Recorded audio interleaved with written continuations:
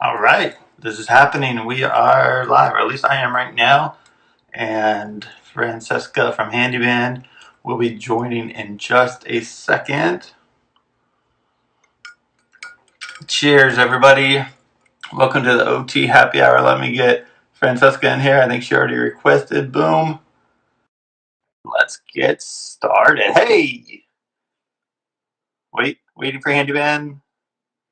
Connecting. There we are. Hello! We are good to go. We're live. We did it! Yay! Oh my goodness! How are you? I'm doing well. How about you? Good. I have a bunch of stuff happening behind me. Can you hear me and everything? I can hear you just fine. Yep. You got your I have my Starbucks. sweet tea. Yep. And we got some people saying hello. Welcome, Lynn's Rollins. Hey, Coda Mom. Shore Kids Pediatric. Cheers. Hey, Amy. Welcome, Amy. How you doing? Oh, man. Yep. I got my little... Oh, what are you drinking? Margarita.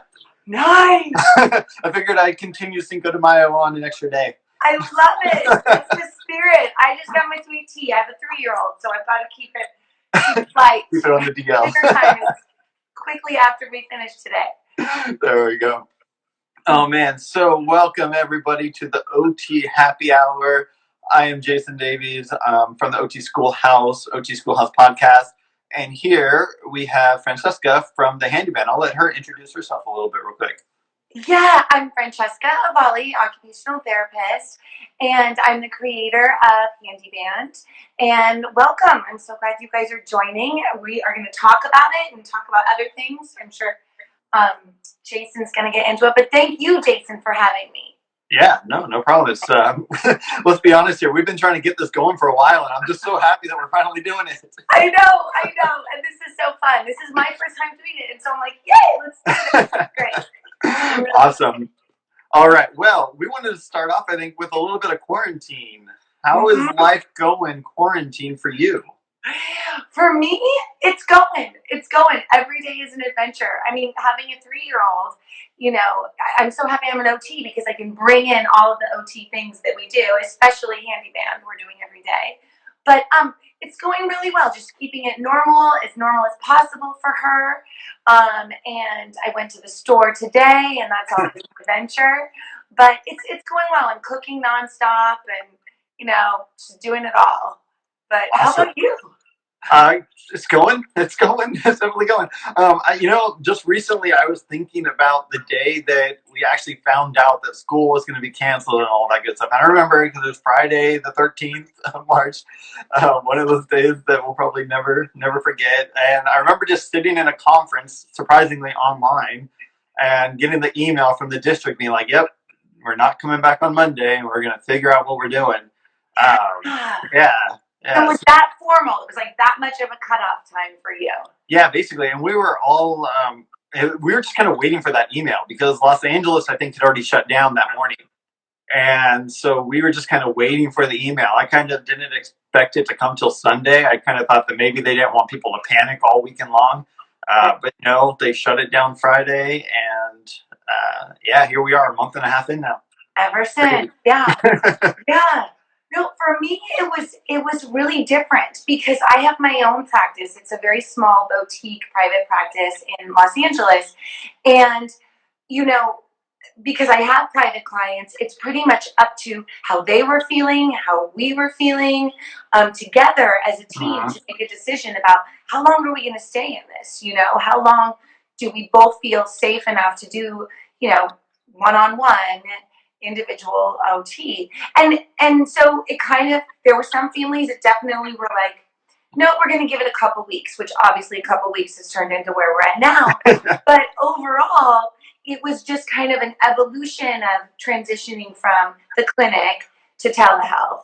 But it happened in a couple of weeks. So it wasn't just like one day. It was kind of like kids were trickling kind of off, and some parents were still hanging in there and feeling okay about things.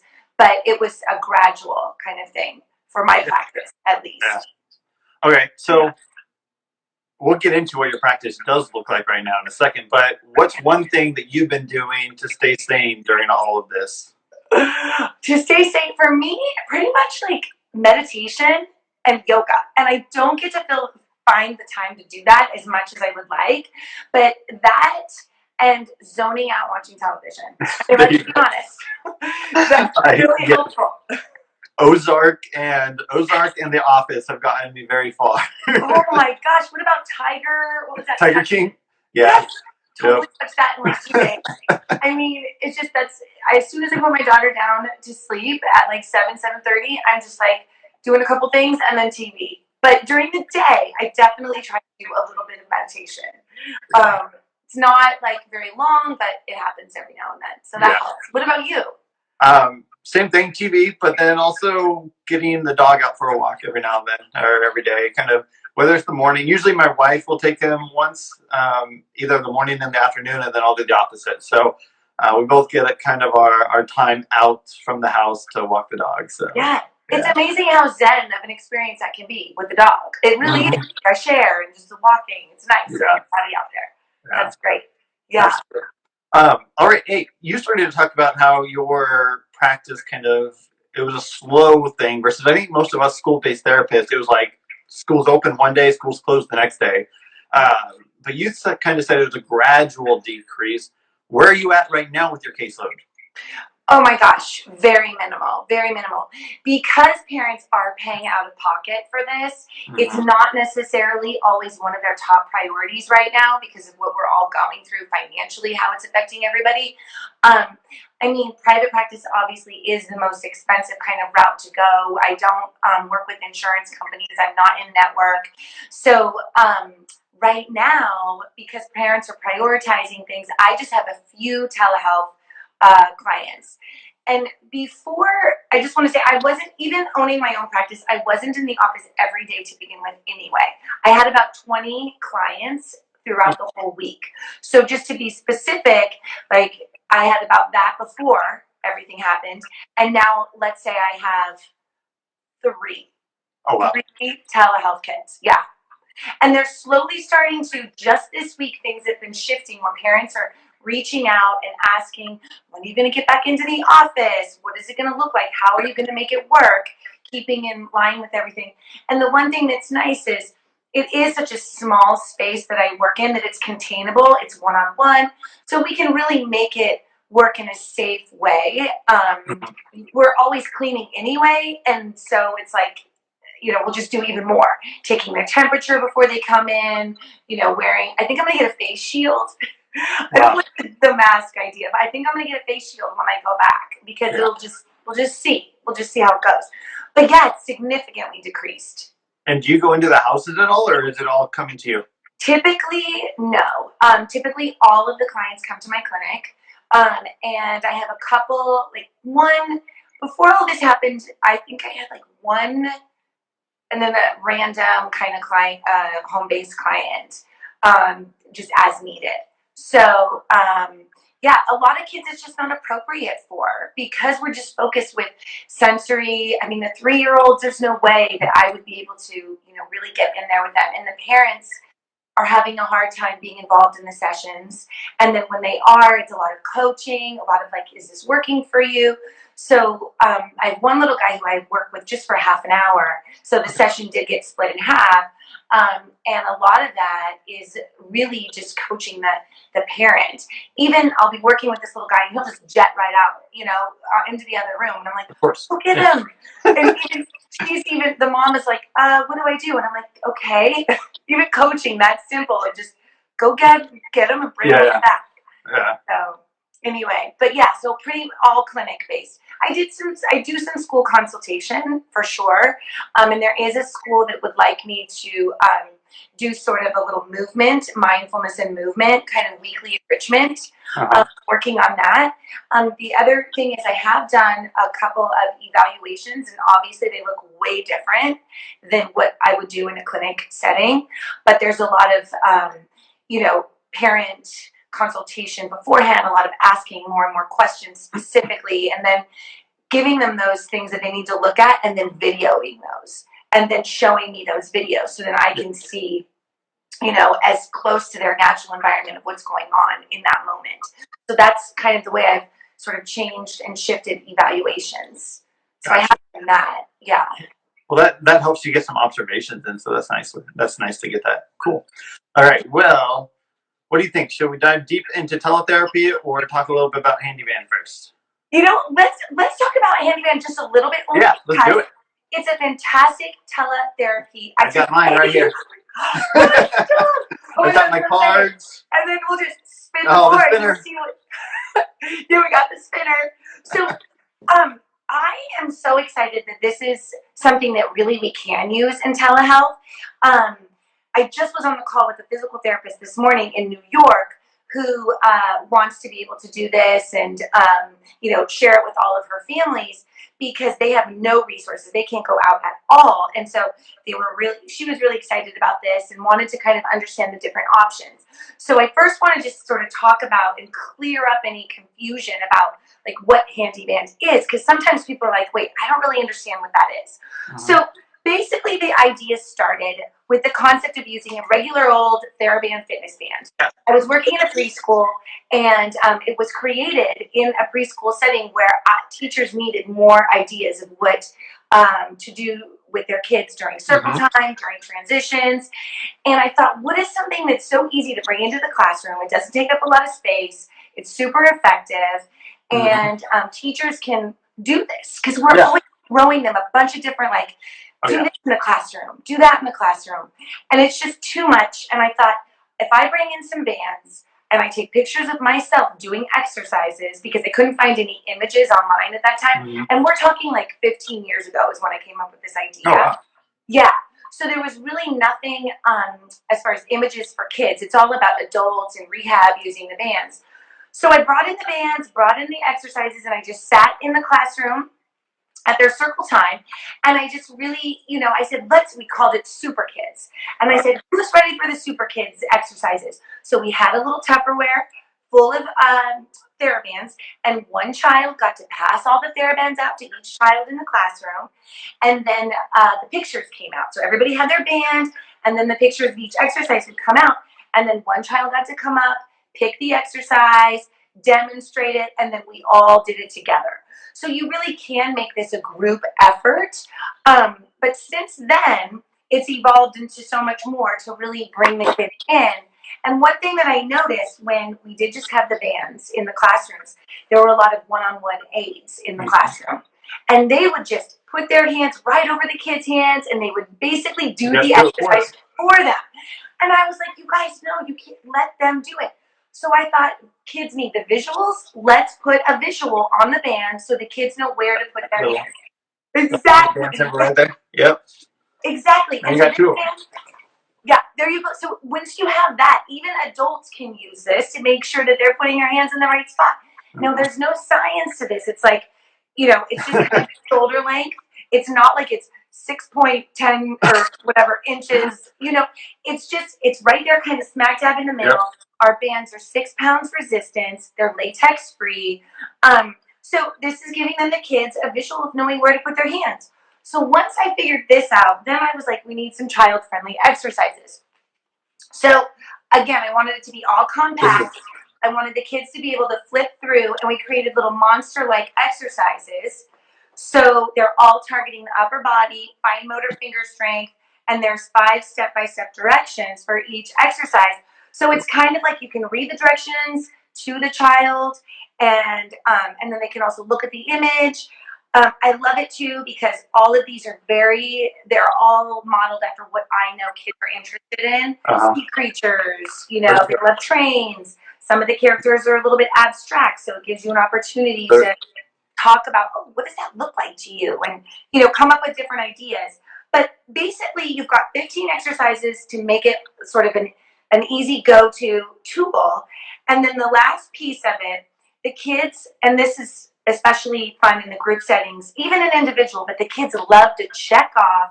There's a dry erase sheet with each exercise, and the kit comes with a dry erase marker, and then you just check it off so you can reuse it anytime that you want to. Yeah, this is what it looks like on the cards, right? The little cards. Yes, on the cards. Yeah. So I like it too because also real quick, you can also put like a number in there too. And so if you wanted to kind of make a list of 20 of these ones, 10 of these ones or whatever, and then they can just do that way too. I love that. I love that because sometimes they need a little bit more of that, like, the kids need a little bit more of that structure. So if you do that, you know, they're like, oh, or sometimes I circle the characters that I want them to go and do, and then they check it off. There's also stickers in the flip book of each character because the kids love the stickers. And then there's a vinyl bag in the back. So it's meant to keep everything, you know, the marker, the band, and the spinner board is what we came up with later. But just to clear up any confusion, the exercises in the flip book are the same exercises in the ring cards. Yeah, it's just that we decided to come up with a different format to kind of, you know, make it a little bit more user friendly. But everything is the same, and then we added the spinner board to make it like, you know, a little bit more like a game. Yeah. I gotta say, I really like this guy. Oh yes, little rainbow dog. Yes, and then I also like the pirate. Oh, I love it. I'm so glad. Yeah, that one's named after my dog, Henry. Nice. His name is. So, like, all of them are named, and they all have a little special, you know, place in my heart.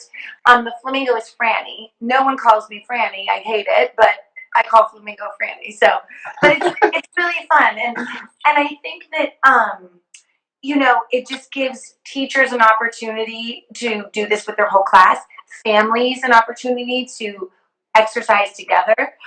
Some of the exercises, like that one you pointed out, the little rainbow guy, he's one of the harder ones. So some of them are super easy. Like some of them, you're not even, you know, for the kids that don't have the strength to yet, you know, they're going to build up that strength.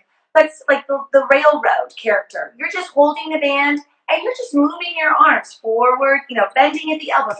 You're also working on that body awareness and position sense. And so, you know, there's another one in there where you just put the band on your head and you pull it down, or you bring it around your back like a seatbelt and pull it forward.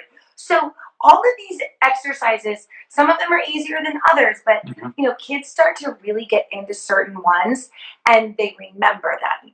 And then they go into their imagination like, you know, oh, I can be the superhero today. And then it helps with their confidence and they feel really good about themselves. Yeah. So I like that piece about it too. Awesome. So I have a question then. Yeah. For an occupational therapist that's looking to implement some sort of program like this into the classroom, yes, what would your first steps recommendations be for them? Okay. So first, I mean, you definitely have to make sure that the teacher is on board with it, right? Like they're willing to bring you into the classroom because, you know, it depends if you're doing a push in or a pull out kind of thing. But if you're talking about pushing. Yeah, I think like if you have a SDC classroom or something like that you work with that teacher and you just kind of want them to get in this motor planning bilateral program going on, what would be the first step? I think the first step would sort of do a needs assessment. Like ask them, what do you guys really feel like you need in the classroom that, as a whole, something that can really help with your kids? What do you see as a group what the kids need? And a lot of times, you know, the kids are having a hard time sitting up at circle time. They're having a hard time sitting in their chair. Their body awareness is not so so firm and strong. And so, you know, I always first try to ask the teacher, what is it that you need and how can I help you? What do you think you maybe need from me? And then I would, you know, take from what they're saying, obviously, and apply whatever different things I think would be helpful. But for this program, I would really help them understand the benefits of it. You know, giving them the proprioception, the body awareness, being able to do these activities independently, and they come with these, you know, 15 different exercises that makes it easy for you to follow. But I think that I would explain that to them and then also show them and say, hey, take a look. I'm going to bring this in your room. And obviously, you need more bands. So we actually have a teacher kit where we have all the bands. We have like 20 bands in here. And then it comes with just like one set of the ring cards and a spinner board. But all the bands are in here. So the teachers are going to be fully prepared with, you know, all of the different tools that they need to get the program going.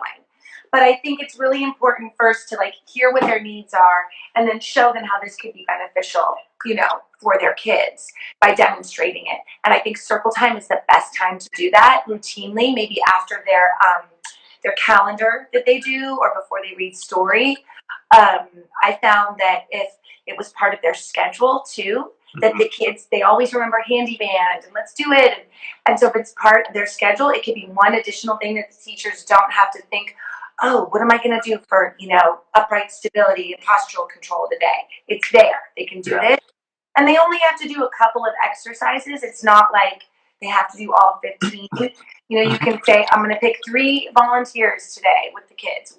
And you each get to pick one exercise, and then we'll do it. And then you spend like 5 minutes. Yeah. So it doesn't take a lot of time. That's a good buy-in also. It doesn't take a lot of time. Yeah, I agree with that. Yeah. So. All right, I have another question for you, but first I want to give a quick announcement to everybody. If you have any questions, feel free to ask questions. There should be a little box with a question mark in it. If you can, use that. Otherwise, just type it straight into the comments.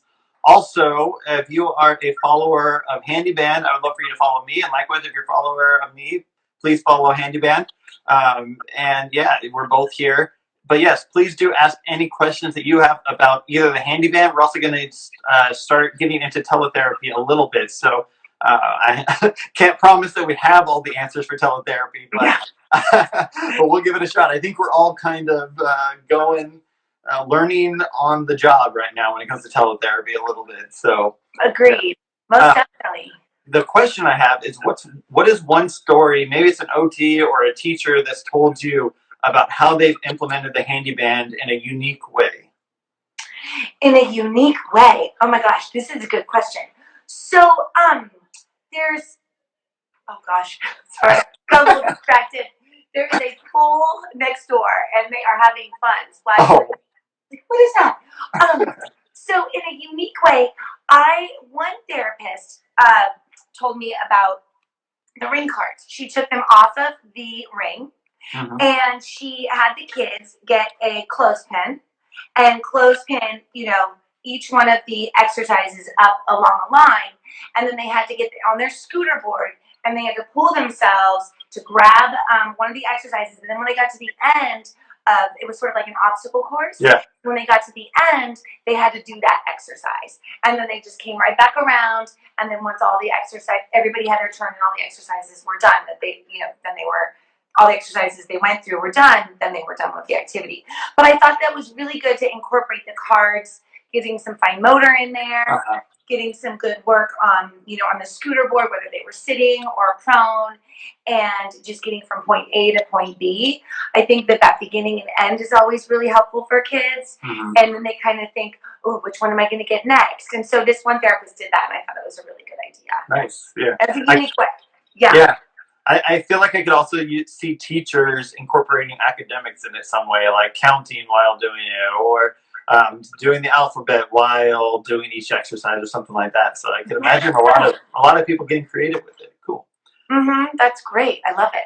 All right. So we talked a little bit about quarantine life. We talked about the Handee Band. I mean, we might come back to that a little bit more if people have questions. But you said your clientele. Oh wait, we have a question. Let's see here. As a gen ed teacher, or not maybe a question. Oh, okay. Pure-hearted foodie says, as a gen ed teacher, she uses the Handee Band for her students who need a wiggle break, as well as group activity for PE on rainy days. Yes, that's great. And I'll make a comment, and then I'll let you comment. Is that I know a lot of teachers use Go Noodle, and that's a guided, but it's a video. And I know you talked about aides using hand over hand assist earlier and practically doing it for them. But on the other side of the spectrum of it being difficult for a student is like Go Noodle, where it's fast paced and there's no one really there to guide it through with them. And that's where I do like the Handee Band, because I think you can grade the activity in a way. Yes.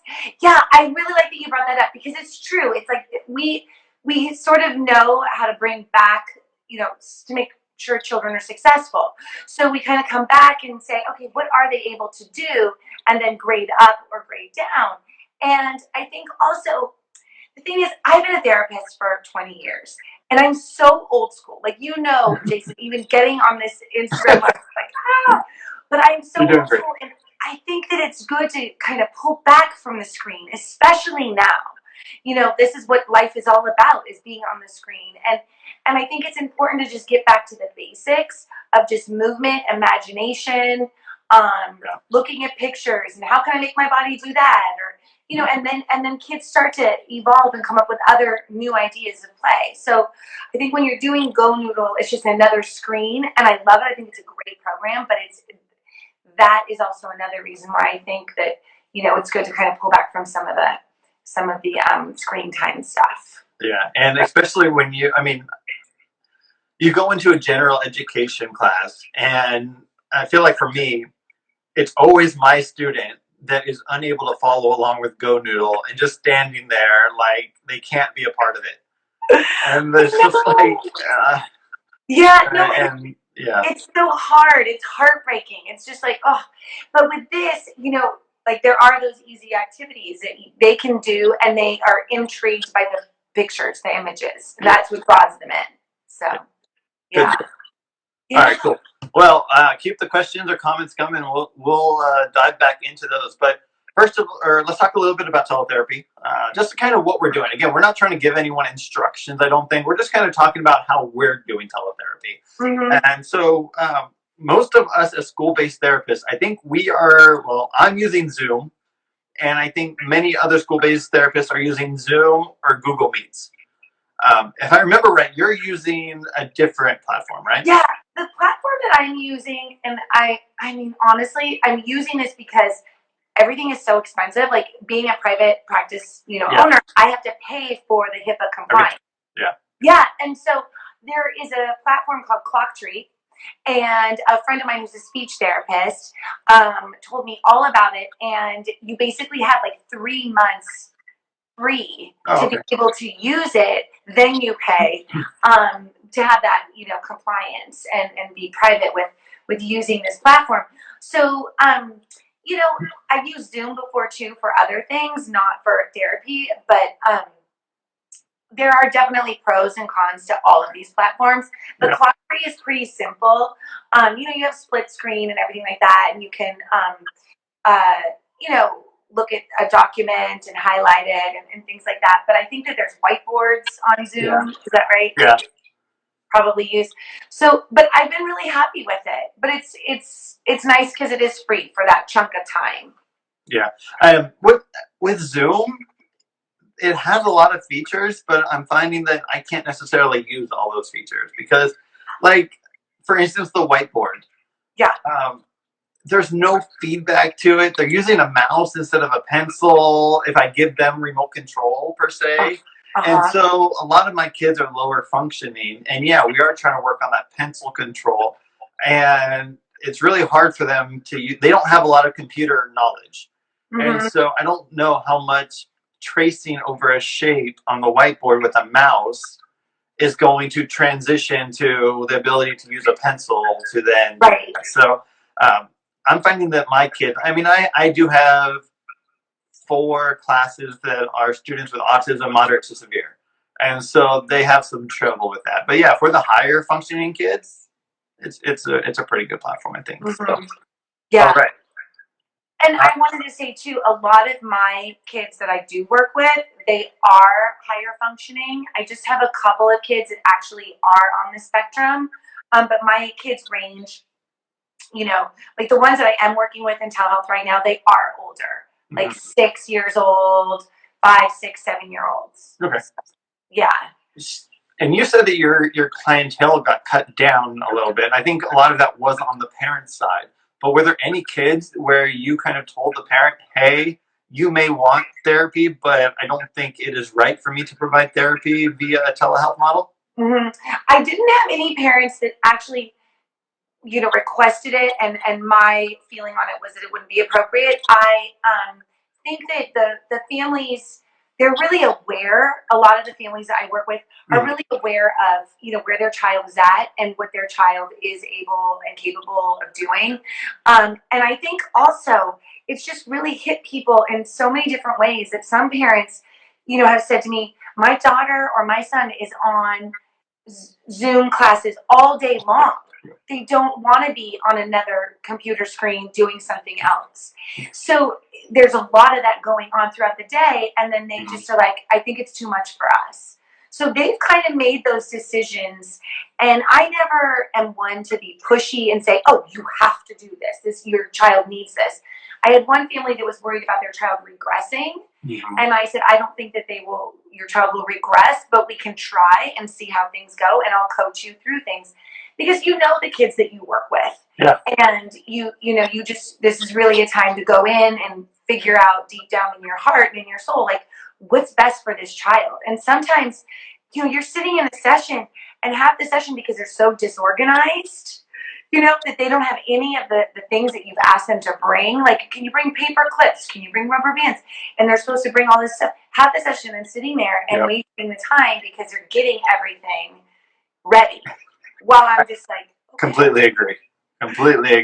I get zoomed out, like all my eyes just like I just want to fall asleep right now.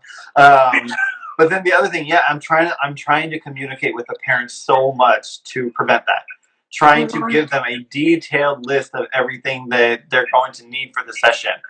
And then I get into the session and I can't remember which activity I told them to have ready.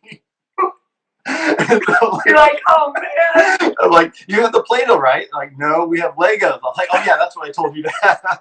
You're like, okay, what are we gonna do with that? Yes. That's an OT for you, right? We're gonna click on our toes. Right, exactly. But no, it is a lot, and the students are on Zoom a lot. We're on Zoom a lot, or whatever it might be. It's crazy. So. You're doing all of your sessions, you're doing live, or are you doing any more asynchronous where you are kind of creating a video and sending it to the parent?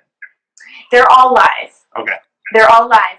And the parent is usually kind of in the background, and then they kind of, if I need them, they'll come back and grab something. And I have one parent, I have one family, they have 5 kids. Like, there's so much going on in their household. And so it's just, I think that we're all just doing our best, and I think we have to let go of, following those benchmarks on those goals for school districts, or I think that we just have to be where we are in the new now and do what we can. And if it is a day where it's like, oh gosh, this was just chaos, nothing was productive. Like, you can always find something positive in the session. You always can. Like, I had a little guy who we were about to say goodbye. This was last week. I was like, is there something that you wanted to say? Like, is there anything that you wanted to say? He's like, I'm just sad that we have to be done.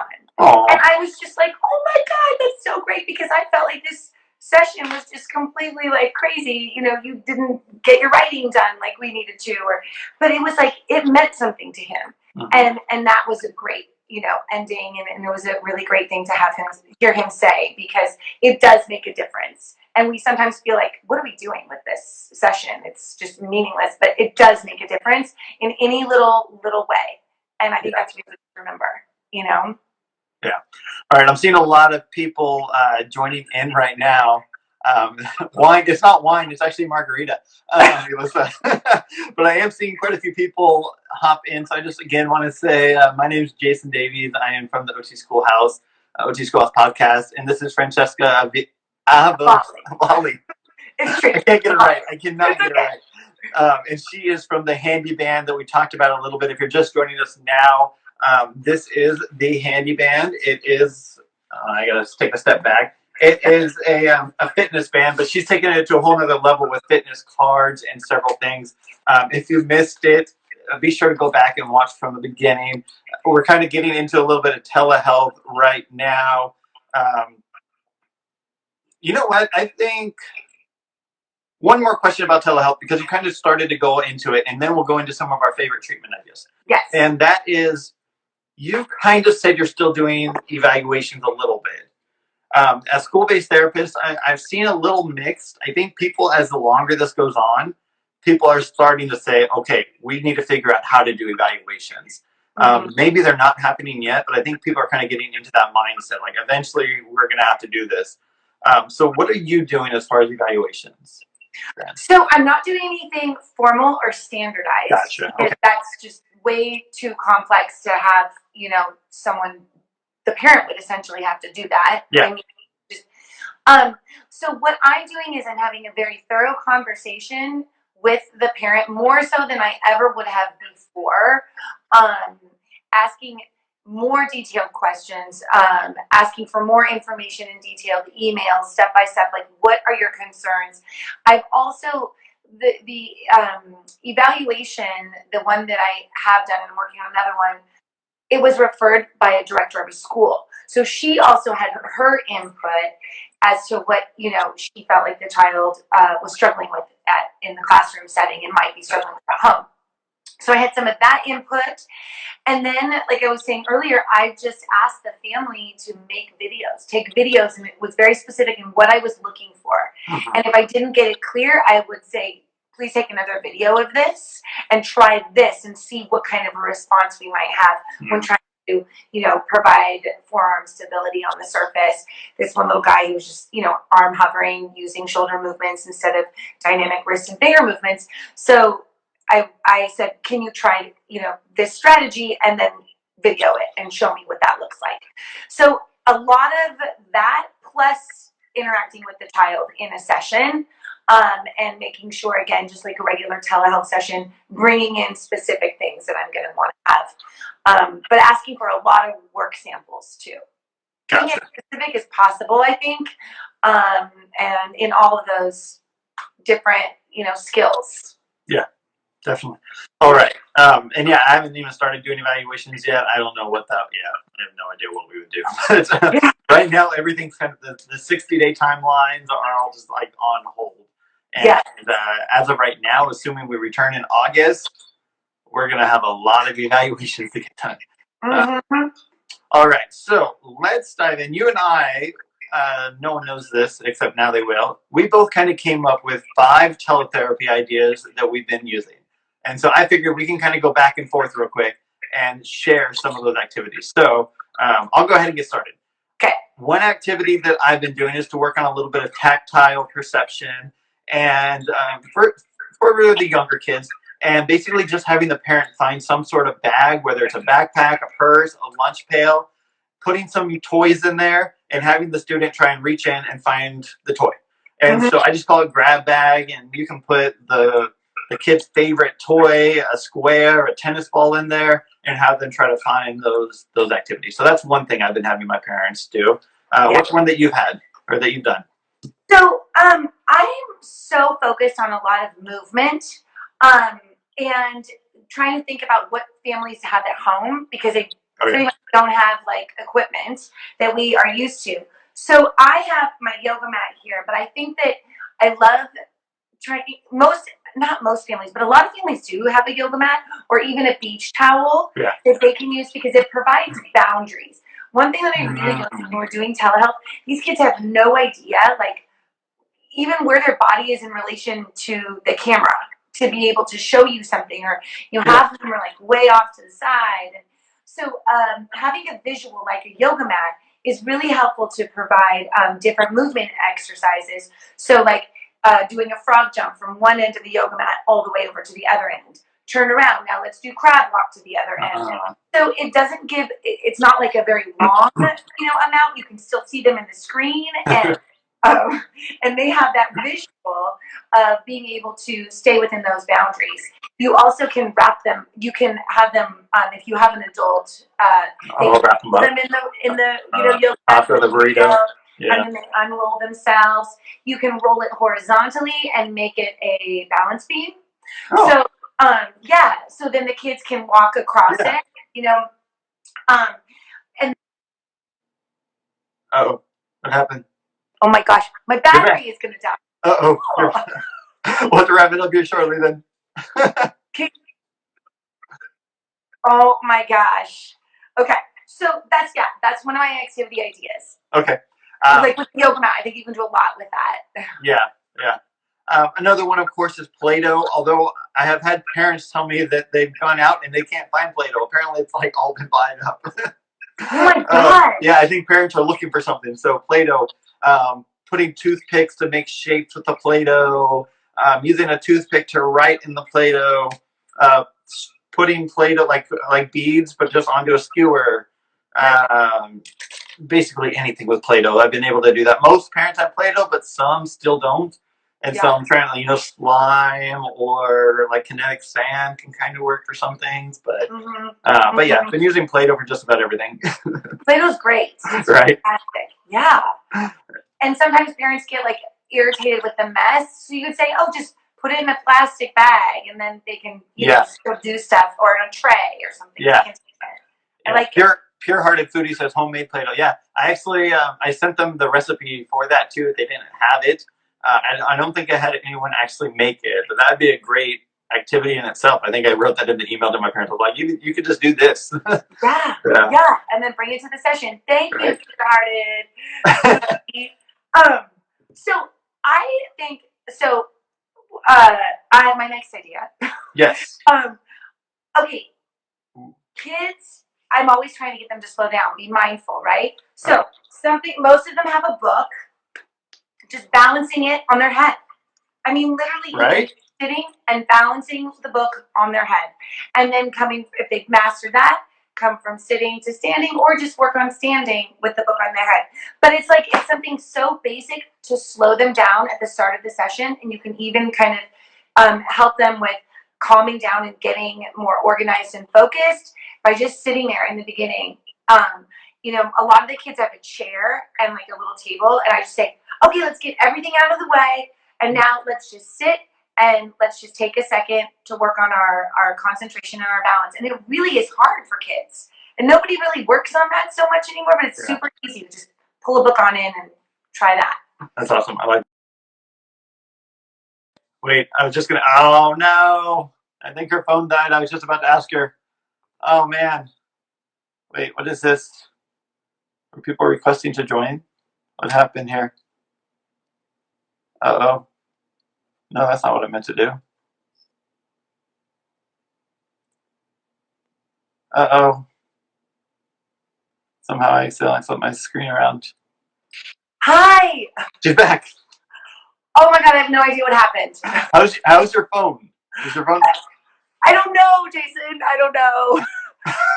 We'll just keep going as long as we can. Okay, we'll go as long as we can. Maybe we'll just do 3 activities each then. Okay, yeah. To try and finish this up. Oh man, which one do I want to do? I've been doing a zones of regulation program with some of my students. I actually kind of turned it into a slideshow. And so I'm actually sending some kids a recorded version of it, and then other kids I'm doing it with it live. And because it's on Google Slides, and for the ones that I can give access to control my screen, like the bingo, they can move the pieces onto the bingo board. They can move the faces and the emotions into the color that they belong in. So yeah. I love that. Hi, Danielle. Sorry, just had to shout hi, Danielle, because she's here. All right. So that's 3 for me. How about you go ahead and give one more, because we want to get your phone. Yes. So my last one. So boys love, point systems, right? They're always like, let's get some points. So I'll use a piece of paper. The kids are just going to rip it into small pieces, crumple it in one hand or 2. I'd love it if they did their dominant hand, right? Yep. So they're just going to crumple up the paper, and then if they have a flat surface, we're just going to work on flicking, and they have to flick the paper at me, and if they get the screen, then they get like 300 points or whatever. If they don't get the screen, they don't get any points. So we can work on, flicking, but the flicking is hard for them, and I'm like, this is how you do it, and so there's a lot of that verbal instruction. It's so much needed in these telehealth sessions. But I feel like, you just want to like reach in there and have them positioned the right way, but you can't. And so it's a lot of like, okay, this is how you do it. Don't push. Really use your fingers and the A-OK sign. But they love, once they get it down, the flicking. It's like if they can, I say make a pile of 10 little balls, and then line them all up, and then just flick and see which ones you can hit the screen with. Oh, but awesome. They like that one. They really love that one. I really like that one. I'm gonna have to steal that one. You can. That's great. That's great. Yeah. Oh man, I really like that. That's cool. Good job, that one. I think everyone's gonna be using that tomorrow. Good. All right. So we'll go ahead and just a few more. We'll kind of slow things down here, wrap it up. Yeah. I think we already talked about the technology side. Is there anything that you're using that you found is like amazing to have? You know me. not a technologically savvy person. I mean, Jason, all I have used is a timer on my phone to like when they're doing different exercises, like holding, you know, Superman pose or, you know, doing another exercise where they have to hold the position. I'm like, okay, look at the timer. I don't use anything. I see that there's so much out there to do, and I need to work on that. But I bring it back to old school. So I don't really have any suggestions in that area. You probably have a bunch. I mean, my favorite tool, luckily I was fortunate, two things. I was fortunate to already have a webcam. So it kind of helps because I have a separate camera that I can move around versus like your laptop, you're trying to like move your computer around, right? So it's nice to have a webcam. But the other thing that I got really lucky with is my principal had a document camera that I was able to borrow. And so that's nice because I can still have them see my face. And then it's like picture in picture. They can see what my hands are doing under the document camera. Oh, that's great. So you're director of the school? The principal, I just asked her, I was like, hey, do you by chance have a document camera that I could borrow? And she's like, yeah. So she let me borrow it, and that has been very helpful. When it comes to like doing any writing activities or anything fine motor, I can just put my hands right under that screen versus trying to like put it up here in front of my face. Right? That's great. So yeah, I like that. Yeah, if anyone can reach out to the principal, and maybe there's one lying around in a classroom that's just not being used right now. That would be awesome. Or like a lot of schools have tech departments, right? Like the computer rooms and stuff. So maybe reaching out to that individual. But there you go. I like that. That's awesome. That's really good. All right. One last thing, and then we will. We'll be just about done anyways. But anyways, complete this sentence. Complete the sentence. In 2040, the thing I remember most about being quarantined will be. You know, it's my daughter. Spending more time with her. I know that I'll look back on this and just be like, oh, I got to, you know, not have to worry so much. I mean, there's a lot of worries that we all have, right? But like, I can really be in the moment with her, and she's changed even within this like past couple of months. It's like she's turned into this little miss, and so I'm so happy that I had this time with her more than I usually do. So I think that's what I'll think of. But what about you? I love it. Oh man, I came up with this question and I didn't even think about an answer for myself. I had no idea. Man, I'm just going to remember, I think, all the Zoom calls. Like, I mean, I don't know if Zoom will still exist in 20 years, but I will never forget Zoom. It'll be like... Zoom. Where did they even come up with that word? Like, why? Yeah. You know what? It's actually funny. So I have a course that I work with students online with OTs online. And I had about 30 people in it. And I did it through Zoom. I used Zoom to do that course. And so that course, actually, we started about 3 weeks prior to all hell breaking loose. And so I had about 3 weeks where I was learning Zoom. And then all of a sudden, I actually had a lot of therapists be like, I'm so happy I joined the class just because I got familiar with Zoom. Right? Oh my God. There you go. It's so funny. Not only is you learning about, and maybe you can, you know, show in your other podcast or your unit. You do the podcast. Now, you do a lot of courses like that online? No, I have one course that I have. It's a paid course that I do. Okay. And so it's called the A to Z School-Based OT, and we go over basically the referral process to graduation of an OT student. It's not a course for like different specific treatments, but I talk about the evaluation process, the RTI process, the IEP process of the whole goal writing, how to recommend services, and then even how to exit students from OT ethically. So, pretty cool. But I don't think Zoom will be one thing that I will never forget from this. Yeah. Yes. All right. We would like to forget. Yes. I am looking forward to getting back into school. That is for sure. All right. Well, one more time, this is the Handee Band. This is Francesca Avalli. She is the creator of the Handee Band. Very awesome. If you are just joining us, Pure Hearted Foodie has been here the whole time. Thank you so much. Thank you, Pure Hearted Foodie. The cards, They're amazing. Be sure to go back and watch this from the beginning. I'm going to try and figure out. I don't even know if I can download this. Someone's going to have to help me with that, so that we can put it somewhere else, maybe. Yes, But, that'd be great.